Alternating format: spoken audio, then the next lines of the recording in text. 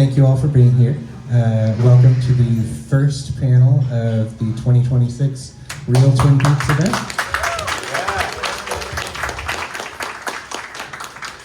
First order of business, we want to thank Friends and Company Ice Cream for having us.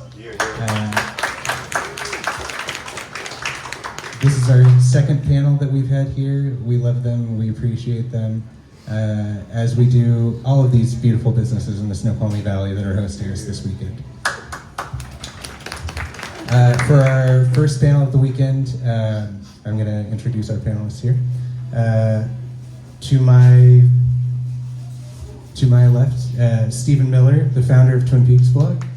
He's going to be our moderator this evening. Alex Shurun, the art director of the documentary I Know Catherine the Log Lady. And the film's director, Richard Green. And without further ado, thank you everyone for being here on a Thursday night here at Friends & Co. They have a great special, the Twin Peaks Sunday, which is going to be my dinner. I can't wait. Nice room for dinner. I'm Stephen. I'm so delighted you're here because I get to talk about things I love, which is Catherine Coulson. When I think back to the pilot and that scene at the Twin Peaks Town Hall where she's just flickering the lights and he's like, "Who's that?" "Oh, we call her the Log Lady." And it was just kind of like, oh, okay, everyone just accepted it. Like, it was just accepted, like, Who's the lady with the log? She's the lady with the log, yeah. The log lady. Call her Log Lady, you know. And you think about what that character, who that character became, was so much Catherine. And her lifelong love of performance, of just being involved with theater and so forth. But I'd like to go back and just kind of set the stage and say, who are you and what do you do? So, Richard, tell us about yourself. I've been trying to figure out my whole life. I think that's why I write music and make movies, because I'm trying to figure out who I am. Which is, I think, why we all like Twin Peaks, right? It's because it allows us to see ourselves, maybe just offset a little bit from all the craziness and all the weirdness and all the normalness of it, right? That's what the way we differentiate ourselves. That's why specific poetry or lyrics or images, the more specific they are to the artist, the more we see ourselves as we see ourselves in it, but just slightly different, and that allows us to know the difference, right? So, who am I? I am Richard Green. I've been coming here now, this is my second or third year that I've come up here. I directed this documentary, crowdfunded it in 2018. Went right through COVID, tripled the budget over the period of time, but we got over 60 interviews, over an hour long almost every interview, with many really fascinating people amongst the Twin Peaks cast. I don't know how many of you seen I don't know, Catherine. I'm just curious, how many have seen? Wow, wonderful. That's wonderful. I hope you enjoyed it. It's a whole room. Yeah, almost. You know, my association with David Lynch and the world of Twin Peaks goes back to, actually before I met David and Catherine and Jack.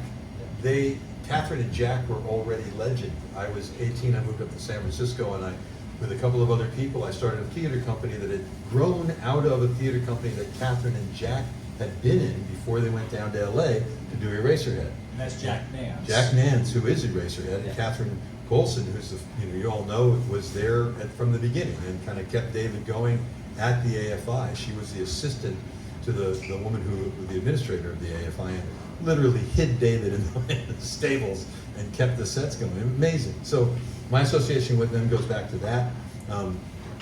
I took an interesting career turn at one point in my life and decided that the next step after disco was new swing music, and ended up spending 7 years of my life, part of them in England, part of them in New York, a lot in LA, trying to start the new swing movement with wonderful musicians and a lot of cool songs and amazing adventures, some of them in Hollywood, some of them elsewhere. Made a film called 7 Year Zigzag talking about that. It's a narrated rhyme with original music. Also at that same time made a film about Jack Nance. I was a producer of I Don't Know Jack, David Lynch Presents, the only thing he ever presented, as far as I know. with Donna Dubain, who's in that and produced it, and also was the executive producer, Catherine, and is in that and passed just a month before David last year, and miss her all the time. Right after that period of time, through a series of wonderful things, I met David again at Jack's Memorial, and I ended up a year later get a call from him to do Mulholland Drive, and that's a wonderful story, but for another day, I think. But it was, for me, it was great. And so I've had mostly, I guess in the early 90s, I started doing voiceover. I was doing a lot of television roles, recurring roles on TV, and a lot of commercials. And I really didn't like television. It was before the great era of terrific shows on HBO and even on some network shows. And it was really junk. I mean, I was making the old Matlock, and that was my living. I'd spent 40 hours a week sitting on a set, not having craft services because Andy Griffith was getting fat. So they didn't have any craft services. It's like, and realizing that my work at that time was to keep people watching the commercials. That's what commercial TV is. The best shows, they don't care if they're the best shows. It's the shows, it's advertising, it's totally driven. So I got out, I wanted to move into voiceover so I could go back to independent film and music, which had been my passions. And I was very lucky, I had a very good run as a voiceover artist, and made 2 films at that point, a lot of music, and now Catherine. And which is probably the work I'm most proud of, but it's my most recent work, so that kind of makes sense. But I'm most proud of it because I got out of its way. I responded, I put in it the things that moved me and touched me and that I thought would move and touch other people to tell the story. And seeing it with other people and getting the response has been one of the greatest experiences as an artist I've ever had. So that's a Thank you. short answer for you. No, that's good. So Alex, then your role in the show, you're art director for this. Yes. So what does that mean exactly? So it's a difficult question, I would say, because we are a small team who worked on this film, and I think I did a lot of different things, and was responsible for visual part and other decisions as well. So I'm an artist from Ukraine, so I was born and lived all my life in Ukraine, and I moved to US only as I fled my country because of war. But how I connected with this project, it was COVID, and I lost my job. I worked as a photographer, and I finally had some time to dedicate to something that I always loved, which is drawing. I loved doing that when I was a child. And so I started, and Twin Peaks is like huge for me. It's like, I love it since I remember myself. Did you watch it in Ukraine? Yes, I actually, in Ukraine it's super popular, and I think sometimes, after I moved here, I sometimes think it's more popular in Ukraine than in US actually, because everybody knows Twin Peaks, and then I was like even thinking why it happens this way. And I started asking it, and it's probably because once our television bought a license to show it, they were showing it all the time on many channels, so it was difficult not to see it, to be honest.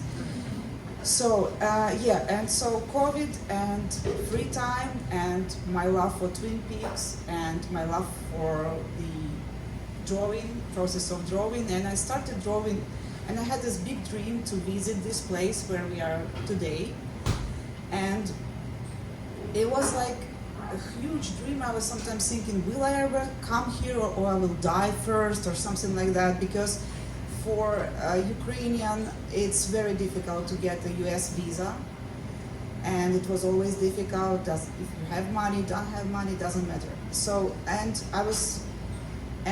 as Twin Peaks was something like, it is all called real Twin Peaks, because Twin Peaks is so real.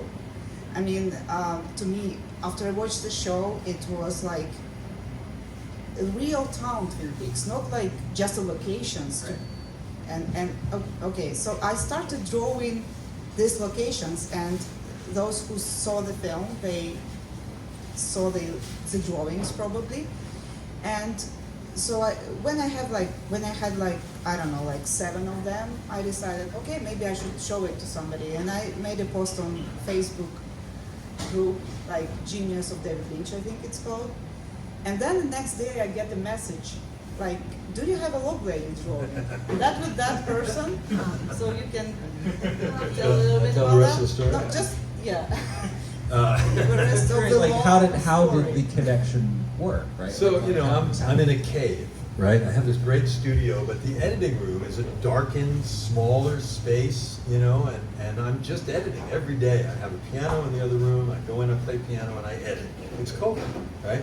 And I've got this huge project, right? Not only, you know, 3 seasons of Twin Peaks, but, you know, 60 interviews that are over an hour apiece, and all the plays that Catherine did at the Oregon Shakespeare Festival. There was a lot. There were 80 plays, and then they videotaped every one of them. We narrowed it down to the ones that were, you know, somewhat high def, you know, it would be 2K. And so I'm distracting myself, keeping up with the different Facebook pages, looking and seeing, okay, take a break, look at Facebook, go back, and I see these drawings, and they're fabulous. They're black background with like a pastel marker, and it's not even the medium. It is the sensibility of the artist is the only way I can say it. It's what lines were chosen to do. How many lines do we need to make this happen? I just was struck, and so I immediately wrote to the artist, do you have Log Lady?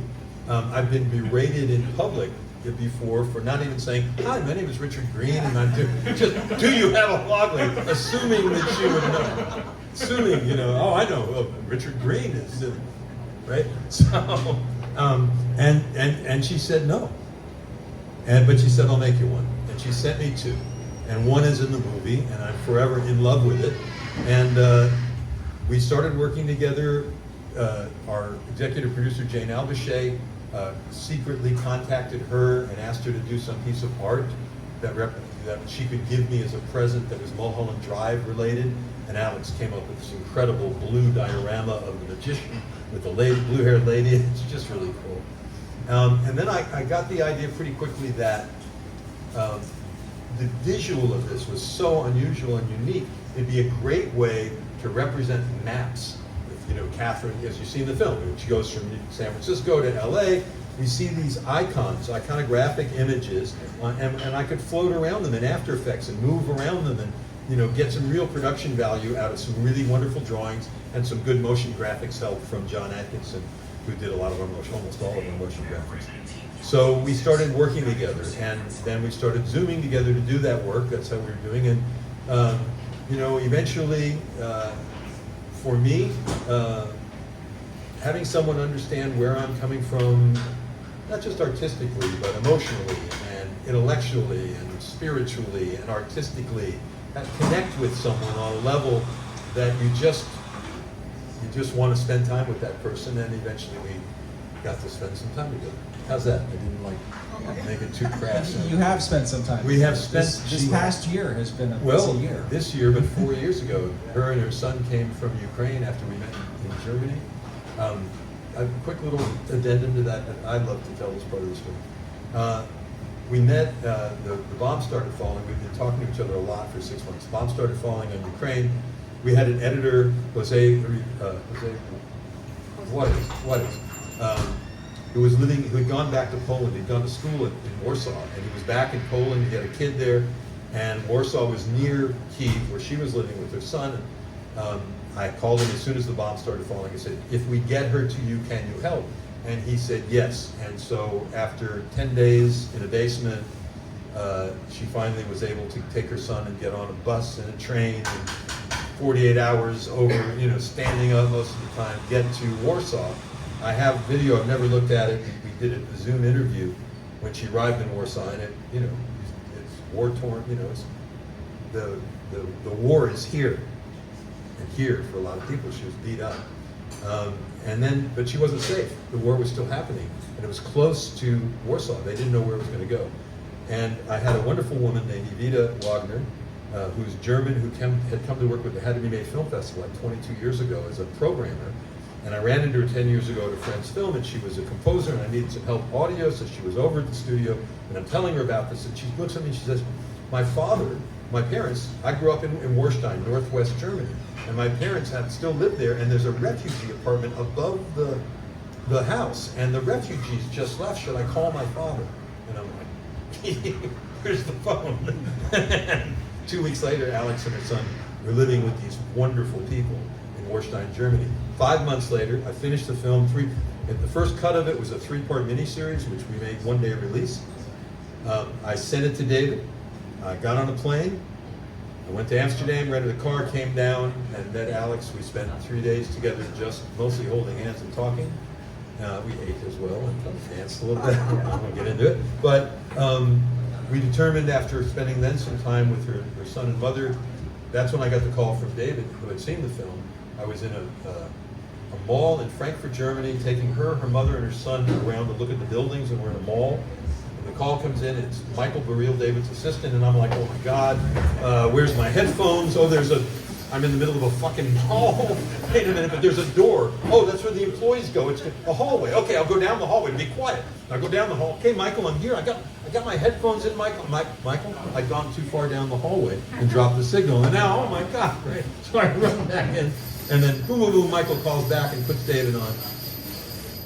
And I don't know about time. It felt to me like 20 minutes. Could have been 5, could have been 30. I don't know. But I've never had anybody respond to my work as directly as David Lynch did that day. Every specific, everything that I've wanted to hear, everything that I'd forgotten that I had done, he picked up. It was.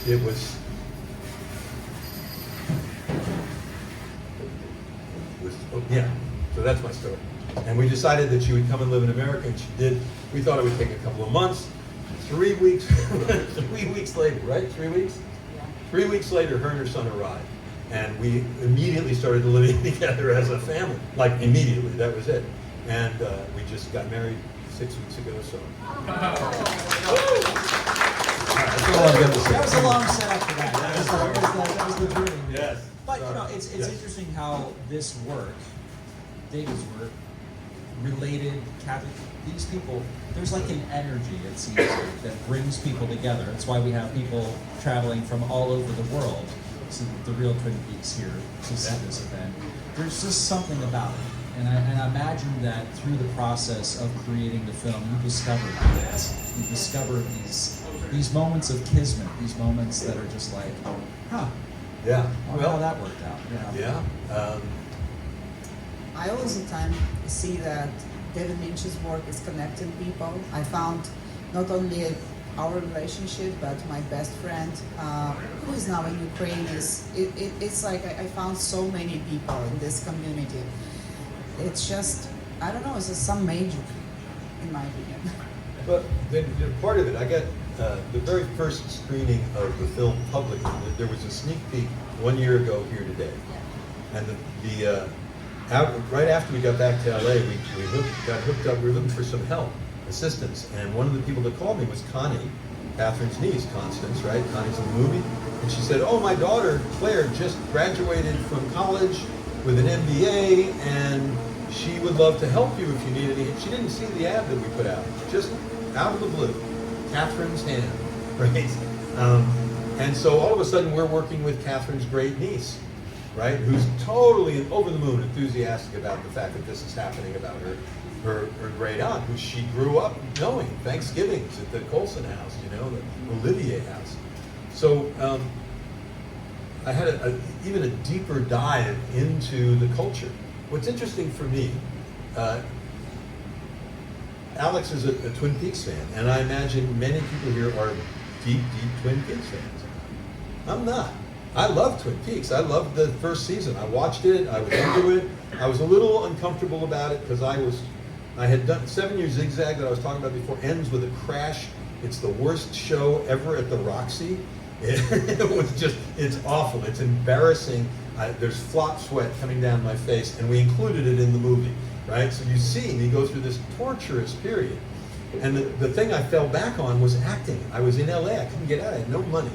And a guy I went to Cal Arts with had become an agent, and I started working. I did bloopers and practical jokes It was my first job. And then I got another one, and then I did Highway to Heaven, and then I did Hill Street Blues, and then Twin Peaks came. And my ego was, I just didn't feel that I didn't know how, I guess I just didn't even think about how to tap into, oh, I know David from when I was 20. We hung out one summer. I didn't ever get on Twin Peaks, so even though I loved it, I also felt apart from it, if that makes any sense, because I was sort of dealing with a massive failure.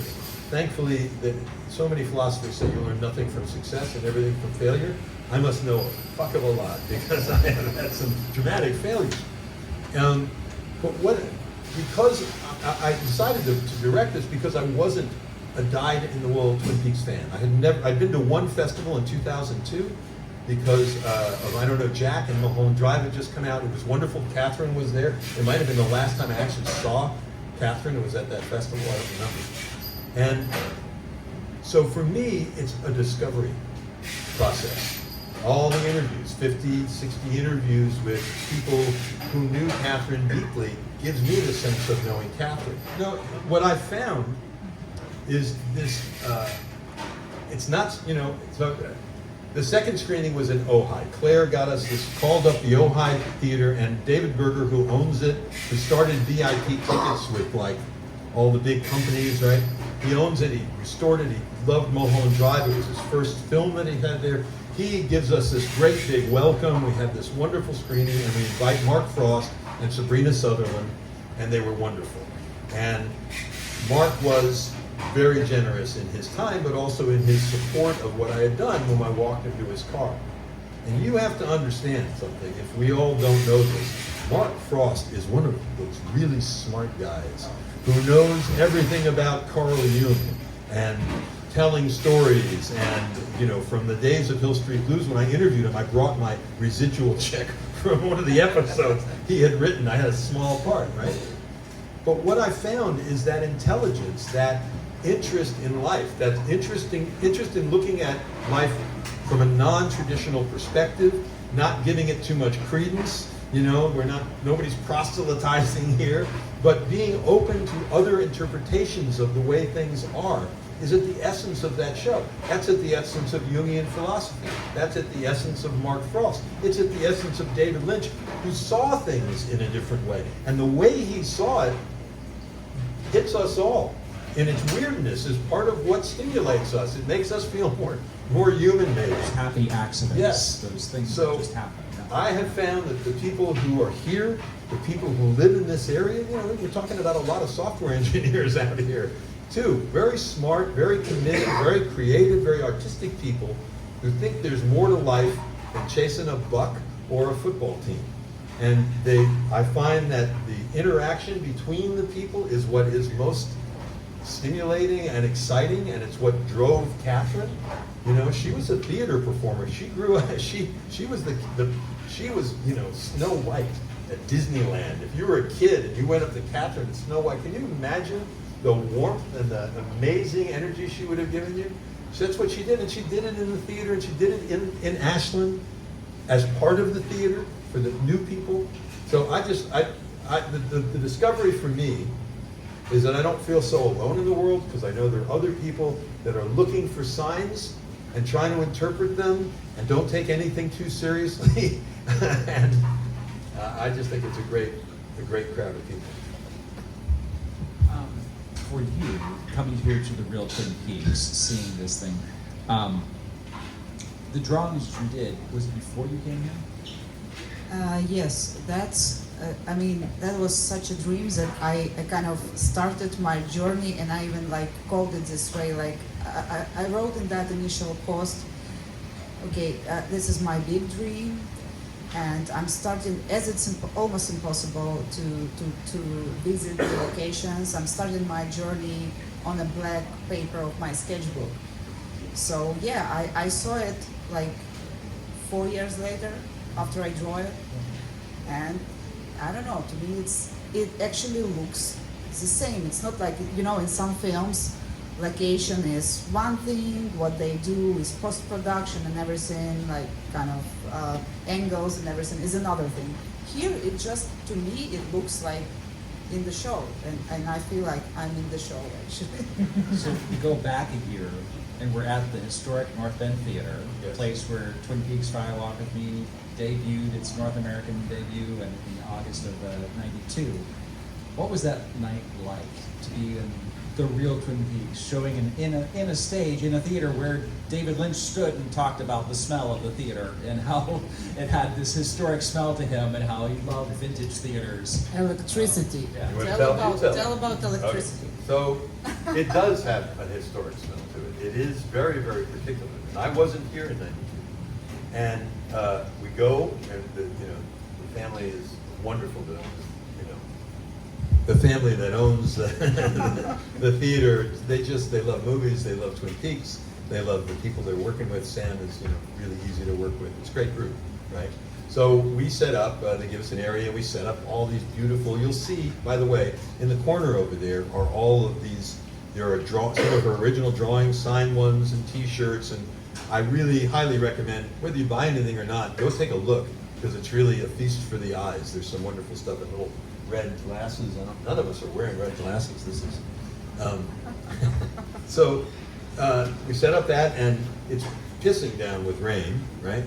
And there's a wonderful band. What's the name of the band that was on? I'm trying to remember. Wisteria Lodge. Wisteria Lodge is on. They're wonderful, right? And the power goes out 10 minutes before our world premiere of this movie. No one's seen it except for Mary Reber and David Israel and Mary Reber's house with a terrible cut, and the power goes off. And so Wisteria Lodge, cool, show must go on. They're doing a cappella music. It's really good. Is anybody there that night? It was so much fun, right? It was very just magical. lovely, right? And And but we cannot show the film we, without without electricity. electricity. I walk out to the table where Jane Aldershea and Alex are sitting and say, well, if the power doesn't go on, I'll just tell the whole story. And boom, power comes on. So it felt like they were fucking with us, to be honest with you. And just a note about that, there's a song at the end of the movie called, Hear You, it's not actually in the film, Hear You in My Heart. But there is a song that was originally part of the three-part, and we'll release it on the soundtrack album, called Hear You in My Heart. And I have a duet with Rebecca. Did we see her here last? Was it here? No, Yeah. it was Here. No, I saw her after Yeah. David died. She was Oh, here. it was here She was afterwards, literally that's she was right. sitting right over there. Right here. Yeah. So there's a wonderful duet with Rebecca on this, and it's about talking to the dead. And I don't want to sidetrack into a long story, but just before we finally raised the money, we wanted a certain amount, it was a lot of money, and we got really close, and I was really scared we weren't. And I walked into the studio place where all the Catherine stuff was, and I was a little 3 sheets to the wind, however you want to interpret that, burning flags or knocking it back. Anyway, I started talking to Catherine. I just spoke it out, how my hopes and dreams were on this thing, and how afraid I was. And then I just started crying. I cannot tell the story without being emotional, sorry. I started crying, and I cried for maybe 15 or 20 minutes. I don't know. I hadn't cried that much since I was a baby, and I don't even remember. It was just real heaving. Big studio, nobody's there. I was not embarrassed. It was just out. And at the end of it, I said, if we raise this money, I will talk to you. And it wasn't like, I know she's there and she's going to help me, and it wasn't that. It was, I'm going to be embarrassed when I do it because I'm skeptical of all of this, but I will talk to you. And I figured I would ask, I could make a cut. What do you think, Catherine? And if I heard anything in my head or just intuited it, so be it. So that's been kind of a mantra of this project. Not in depending on help from above, but with David dying and Catherine dying and Donna dying, and I feel like we have this balcony of people up there watching what we do. And the metaphor for the project for about 5 years, Jane Aldershea has been helping us fund it as well. The metaphor has been, we're on a boat, we're building a boat, and we can't control the river, we can only build the best boat we can do, and have the best people help us navigate it, and if we get crashed against the side, we do. And if we make it to the other end and there's success, wonderful, but we're on a boat.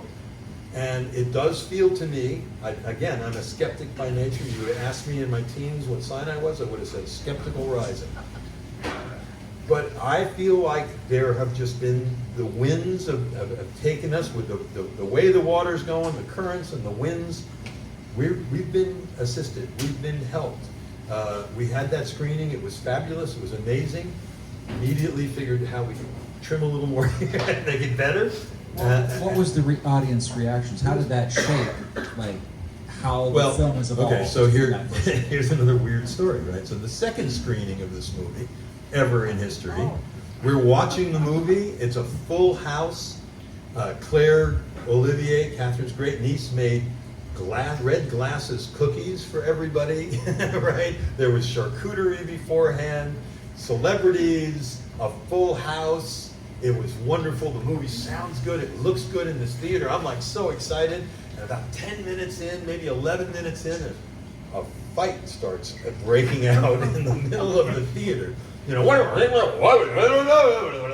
and what's happening is this, I guess a guy who's pretty crazy and mostly homeless had enough money to buy a ticket. And he's in the middle of the theater and he's having an argument with someone who he did something, I don't know what happened, but he did something and the person's saying, please sir, no, and he's like, and it's like totally disruptive. And the owner comes in and he tries to get him out and they move him and they get him around the front, they walk him out, you know, and somebody comes to me before this happens and says, do you want us to like shut the movie down for a few minutes? Yeah, I guess you better. And he comes out and you see he's coming near me, he's walking and they're gonna march him out and he jumps out of their arms into the lap of Sabrina Sutherland, David's producer. And she's, you know, probably the chair next door, but it's more dramatic. Okay, the chair next door, right next to Sabrina. And then he's, you know, and now I'm like, oh no, you know, I'm gonna get involved, right? And I start to go and the owner pulls me back and I realize if I got physical with this guy, I would lose the audience and the screening would be ruined. And so I let him pull me back. And then all of a sudden I see two huge Coulsons, because it's a clan. Nephews of Catherine Coulson are there, and the guy sees them and he quietly is escorted out. I hear it took 45 minutes for him to leave that area. So that was then you know, so then the movie starts. They go back a couple of minutes and I'm like kind of crestfallen, but I have to tell you, 6 minutes after it started, me and the rest of the audience forgot it, and that was the most telling moment for me, is that 10 minutes in, I completely forgot the incident. I was in the movie, the audience was in the movie. They stayed with it all the way to the end. It was wonderful. We had a great Q&A afterward with Sabrina and me and Mark Frost. And it, you know, it was great. Out of that, it emboldened us a great deal, right? David had already passed. We had planned a direct to online digital release. And, you know, I felt a lot of pressure. We had a lot of backers, and I felt like, you know, it's taken a long time, and if we're starting to screen the movie, I can't keep it going too long. We got to get this out to the backers.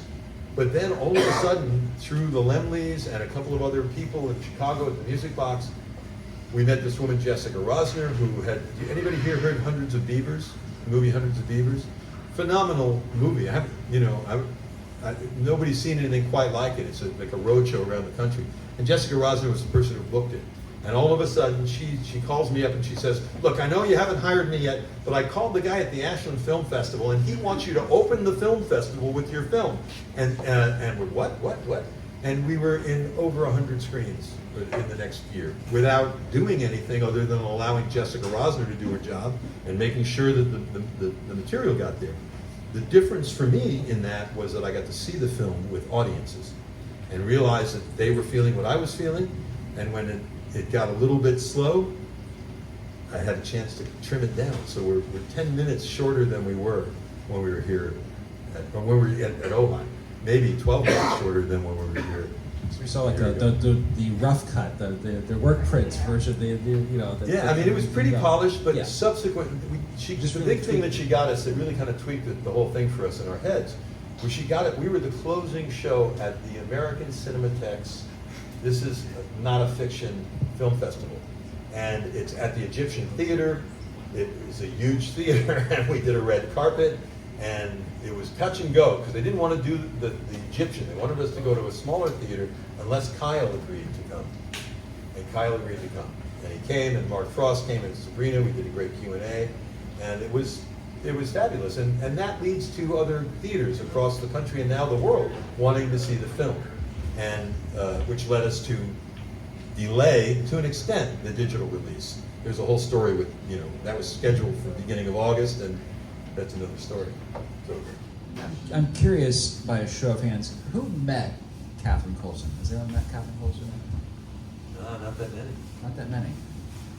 And I never did. I was here in '96 for the previous Fan Fest, and she left a recorded message because she wasn't able to be at that fan festival that year. So I never met her. But I imagine that audiences, while it may have taken off, because this was maybe the only way that they could know her, right? Through that lens and that storytelling. Have you had that feedback? Have you heard people say that? Oh yeah, people who don't know anything about Twin Peaks will see this film and they fall in love with Catherine, and they fall in love with the story, and they fall in love with the world, right? The way I approached the movie was that Twin Peaks is a world that the film takes place in, right? Because her life was just, from a racerhead right to the last days of her life, almost all of her life, she was involved and engaged with this. I would say that probably even people who knew her personally and were her family, nobody knew the whole story. It's like it was like from puzzles, the whole picture, and then the family see this film and then, oh, I didn't know that. I didn't know that part of her life. So It's one of the reasons why it took so long to make this film, right? Because the process was pretty straightforward. I wanted to do, because I was afraid to make it Twin Peaks heavy, right?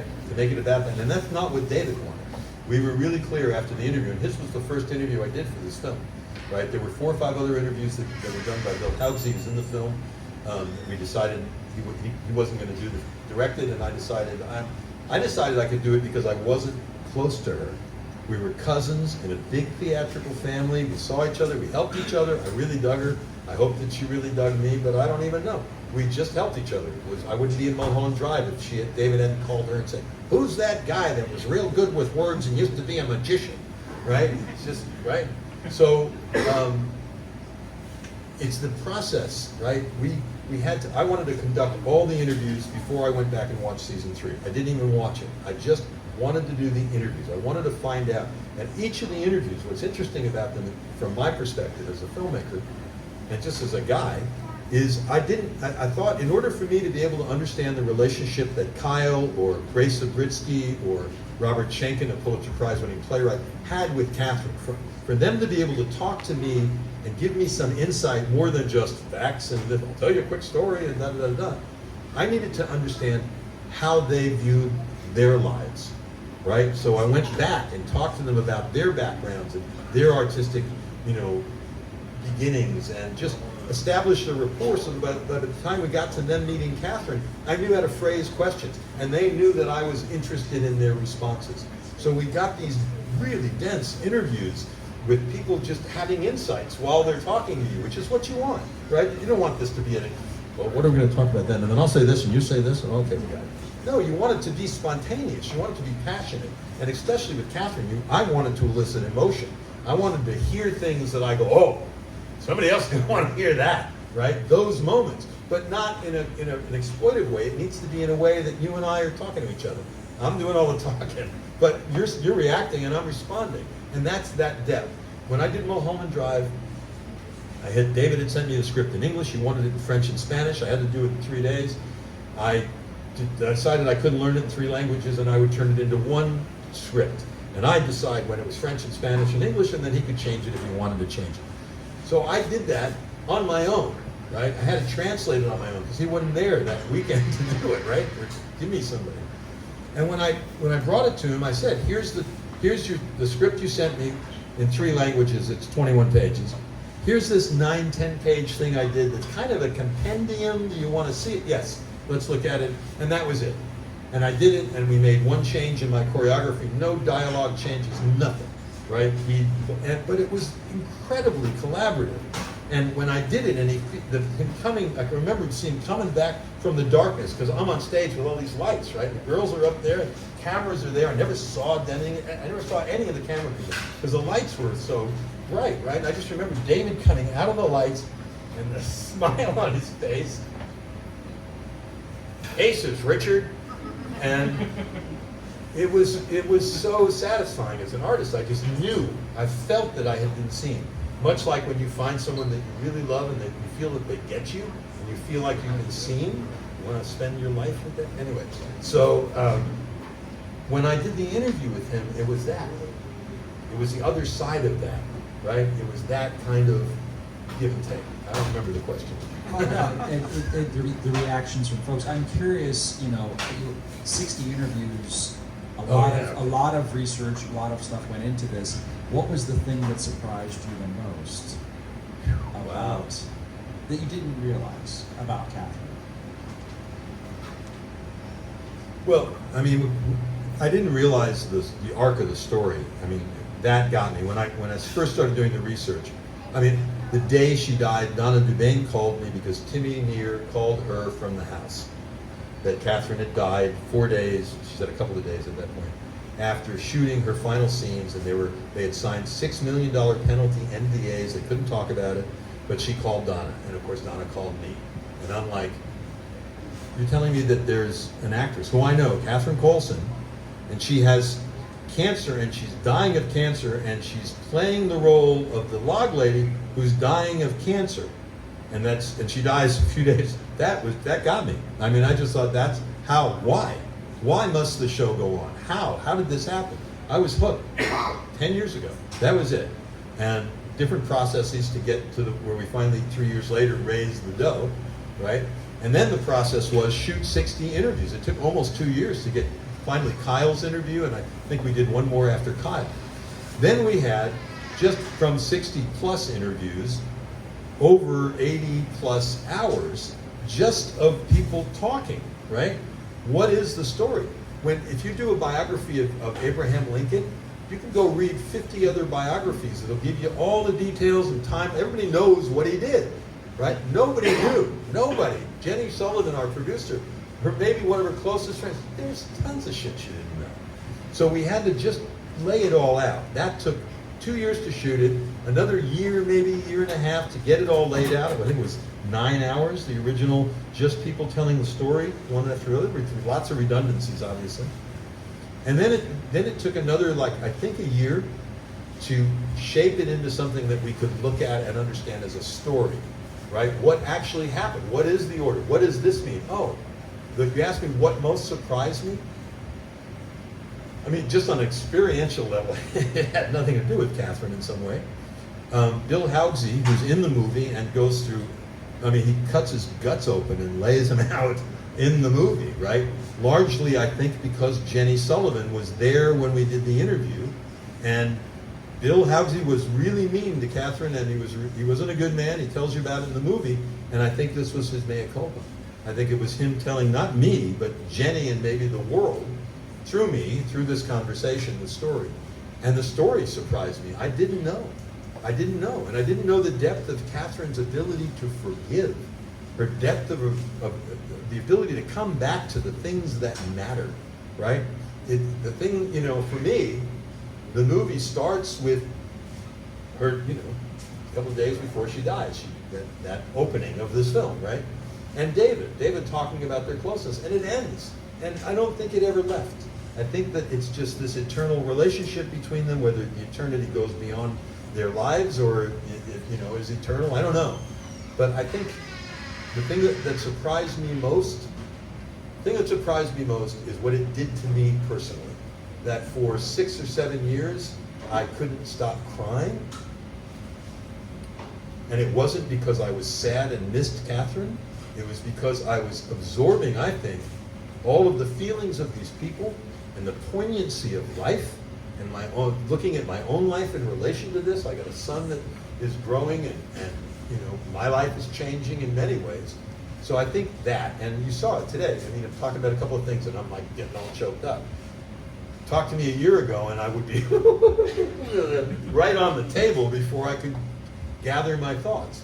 So I think the thing that surprised me most is how, again, it surprises me most and it explains most things. It's the depth of the experience of life that David and that Catherine shared, and that is all over Twin Peaks, is all over this town, is all over my personal life.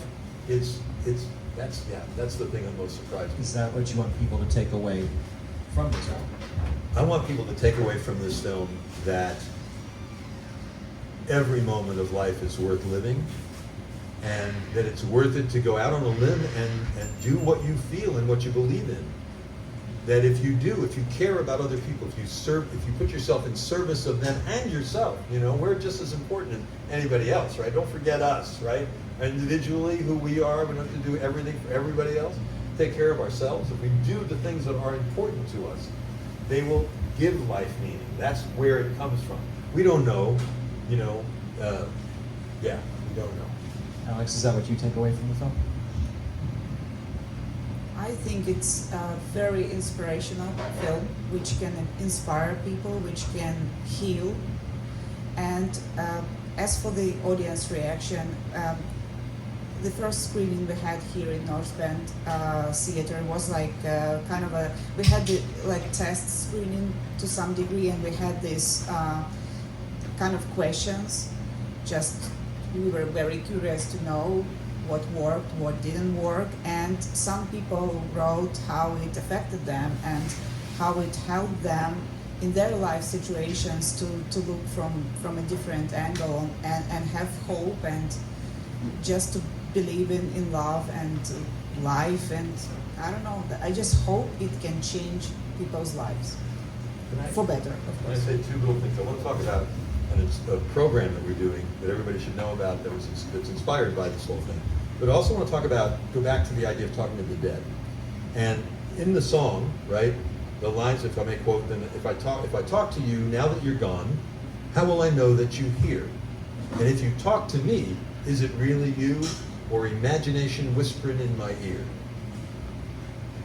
The idea that we can talk to people who have passed and hear them in our heads is an outrageous idea until you start thinking about AI, right?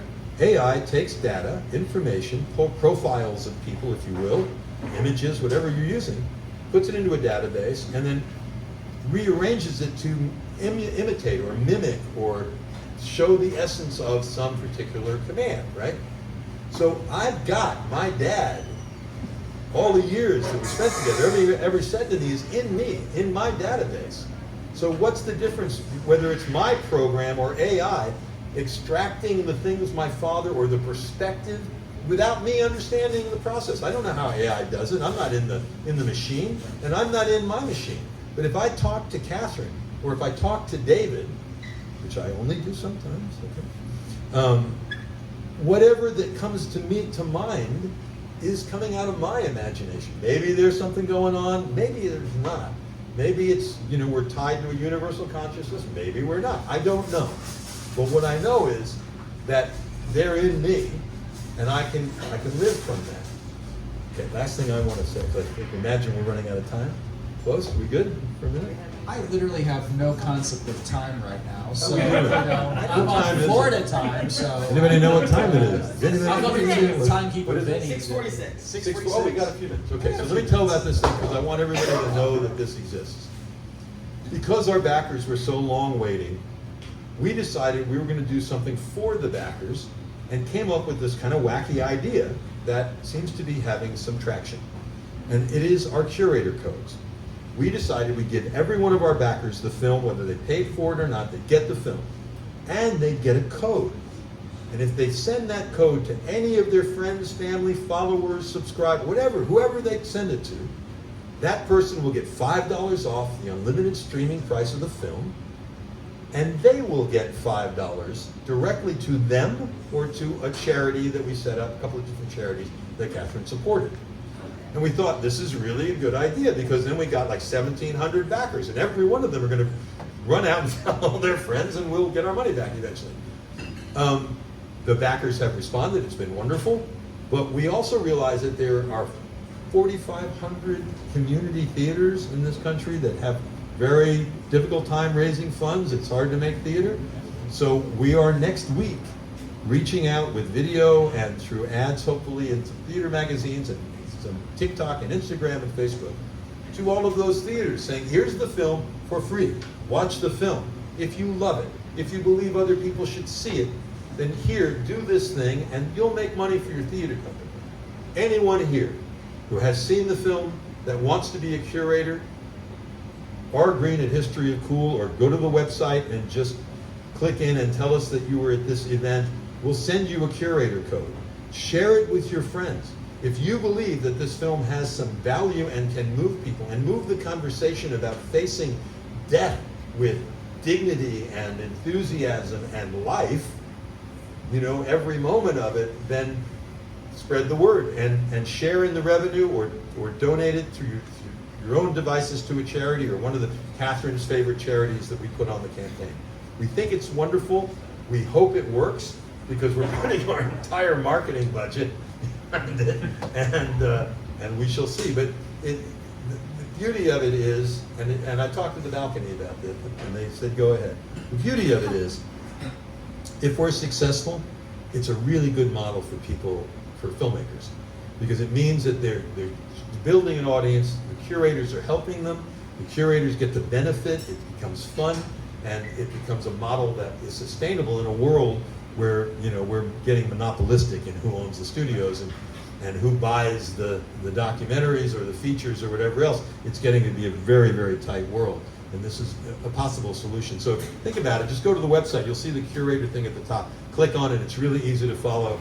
And, you know, I highly recommend it. If you, and I say this to people, and I really mean it, don't do it unless you love the film. You're not going to make that much money, right? This isn't a big money-making operation unless you got 1,000 friends that put up $5. You know, you make $5 a piece. That's great. $5,000's a lot of. It's good. It's great, right?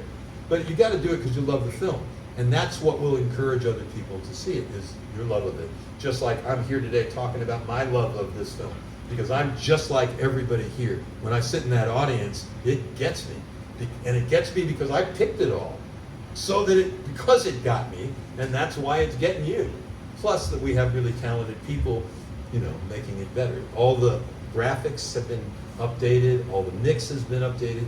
Ron Eng, who was David's mixer for like 18 years or something, did all of our mixes and is a wonderful guitarist, and we play together sometimes. So anyway, I wanted to say that, so please, curator codes. That's wonderful. You know, if you do think about, I think for me, what I take away from the film is that it's such an emotional tale, and you can really feel the emotion in it. And I think that the roles that she played, obviously within Twin Peaks, whatnot, there is so much emotion, I think, for it. Was there anything surprising that people told you after the screenings that you were like, wow, I didn't realize it would touch them, impact them in such a way? Yeah, but I can't think of anything in particular right at the moment. I thought you were going to ask me if anybody told me anything about Catherine that's not in the film. Oh yeah, I'm curious. That impact, I can't tell you. No, there you go. Was there anything you wanted to include that you didn't? Well, so remember, we cut this as a 3-part miniseries. It's 3.5 hours long. There's a lot of material, and there's even a ton of material of stuff that didn't go into the miniseries. There's a story that David tells, maybe you know about this. He came home one day, and Jack said, and David, I won't do Jack, but although I hung out with him a lot, he was great, he was very funny. He asked David if he could borrow David's car because he wanted to, he got a job delivering the Wall Street Journal overnight, and he needed a car. And David said, well, I wanted to do it, and so I didn't want to give him my car. I wanted to take the job, do it as well. And Catherine's father had an extra car and gave Jack another car so David could use his car, and they would do this every night, right? They would deliver the Wall Street Journal. And David, you know, he's like one of the great storytellers, not just through the visual medium or through film or music, but just telling a story. He's just watch great. any late night interview with David. Oh. It's entertaining, beyond entertaining. And it's entertaining, and one of the things that I notice about it is that he enjoys it, right? He's having a good time. That's, you know, even when he's pissed off, he's having a good time. Anyway, he tells a story about, by the time Jack had folded and wrapped the papers with rubber bands, David would be halfway through delivering his route. And that Catherine used to go with him, and he would not stop at red lights or stop signs, and he got it down that he could do the whole paper route in an hour, throwing them, and it's a wonderful story. I never put it in the 3-part because it's just not, it doesn't further, we're telling the story of Catherine, that didn't really further the story, but it's wonderful. So these are the kind, we are in the process of making a Blu-ray, and we are going to include all sorts of different pieces that aren't there. We're also thinking, and I'd love everybody's response to this, we're thinking about doing a Patreon campaign. If you don't know what it is, it's a subscription and you get something for monthly if you subscribe. So we've got 60 interviews, right? They're over an hour long, almost all of them. So we're thinking of doing a Patreon campaign so that, hey, in January you get to see the whole David Lynch one. And in February, the whole Grace Zabriskie interview, and Kyle McLaughlin, and just do it on a monthly basis. Would anybody be interested in that? Oh, okay. Anybody got a sign-up sheet? Well, and I think it's interesting, and I've thought about it as I pass to a new decade of my life, and you start thinking about. You're 40? I made it? Made it to 40. Look at that, ladies and gentlemen. But there's a scale of time that we are only on this planet for a short period of time, and these interviews, these words, that's it. And once someone's gone, you don't get, it's a period at the end of that sentence. You don't get more of these things. And I've thought a lot about that preserving of the stories and the things, because then you just don't hear them. And while we sit here in the year 2026, maybe there'll be a real Twin Peaks 2074, long after Vinny and I are gone. But you look back to those history, those words, that this story, this documentary, those words, those interviews will live on long after all of us are sitting here in this, and people don't know the context of that time period that we didn't see. We didn't meet her. We didn't see. You get further away from that. That's why I think there's such value in something along those lines.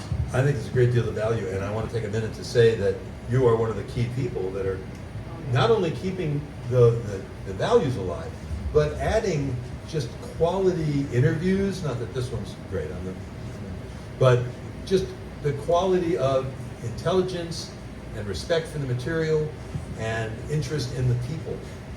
You're doing a great job. John Thorne, Josh Eisenstadt, Scott Ryan, who I mentioned. There's a whole bunch of people. I'm not mentioning, so many people that sort of keep the world alive, but of the journalists, the people who are actually creating new material for new generations. I'm seeing all over the country, as we all are, the theater in Milwaukee is showing all of Twin Peaks season 1, 2, and 3.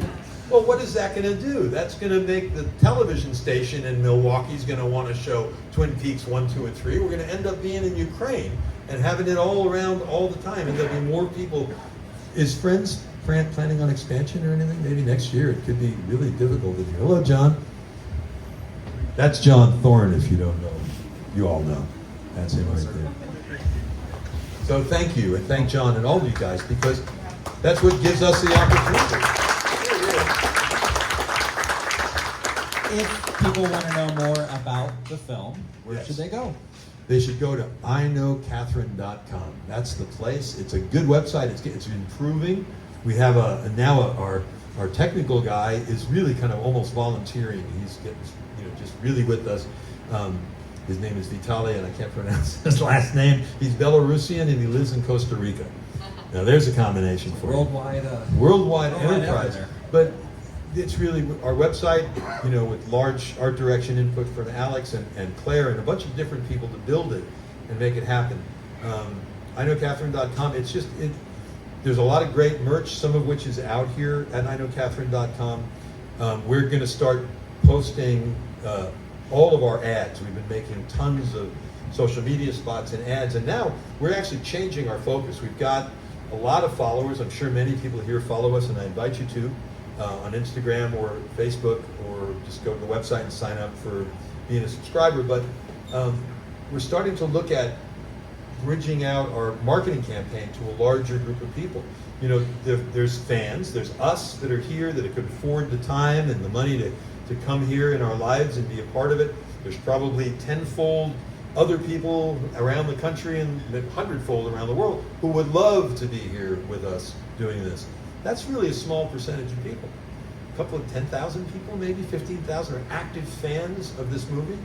But there are millions of people who have been impacted by Twin Peaks and Catherine and David's work. And it's those people that we really want to reach, not just for, you know, glory and fame and economy and all that, but because that's what this work is about. You don't put 8 years and everything you've got in the world into a project.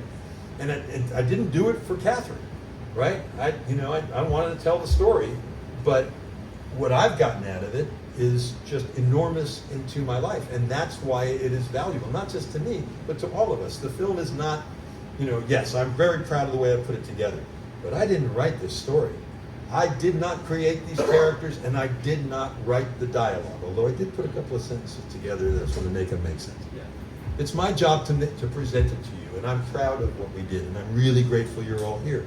But it's the stuff that they're talking about, it's the stuff of life, and whether it's Mark Frost's Jungian perspective or David's TM Ayurvedic perspective, or Catherine raised Catholic turns Jewish perspective, or, you know, Robert Shankin's, you know, Southern atheism, it's us, all of us. And finally, last thing I'd like to say about that is that I've only been to a couple of events. I was in 2002, I came in 18, and I've been here now a couple of years. But there is no difference between you and me and Ray Weiss. He's a really talented actor, and because he's a talented actor and committed to it, and committed to art and philosophy and deepening his own soul, his work in that movie, the series and Fire Walk with Me, his work is phenomenal, and we all relate to it. But when you sit down with Ray Weiss, which maybe people here have gotten a chance to do, I did last year. I just sat at a table with him, and we talked about being, you know, not young men at this point in our lives. And he said to me, I don't do Ray Weiss, so I'll just say what he said. He said that he needed to, he had to go to the bathroom, and he came back and he started complaining about his bladder. And then he said, but when I'm sitting and doing autographs, I can sit for 2 or 3 hours. And I looked at him and I said, mind over bladder. So he's us, you know, and the fact that these stars come back to these events and make themselves emotionally and personally accessible, a lot of that is due to Catherine's efforts as well. Everyone, like to please give them a round of applause.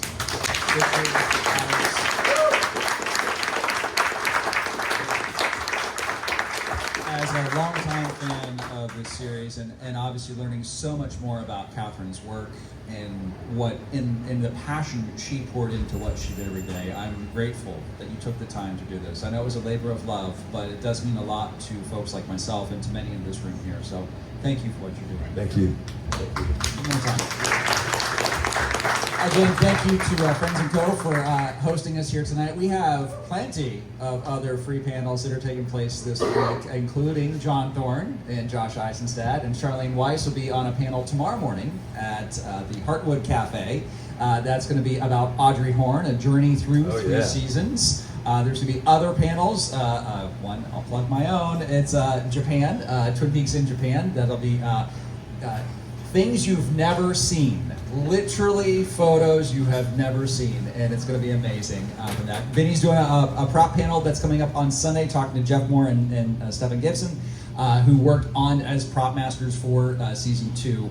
Things you're not going to want to miss. So again, thank you to the Snoqualmie, to the towns of Snoqualmie and North Bend for just hosting us here and making. I wanted to say thank you to Alexandra Shurun for doing the artwork in the film and for marrying me and coming and doing this panel. She was deadly nervous before she sat up here. Do you have anything you want to say to everybody? I want to thank everybody for coming. Yeah. Thank you very much. Thank you.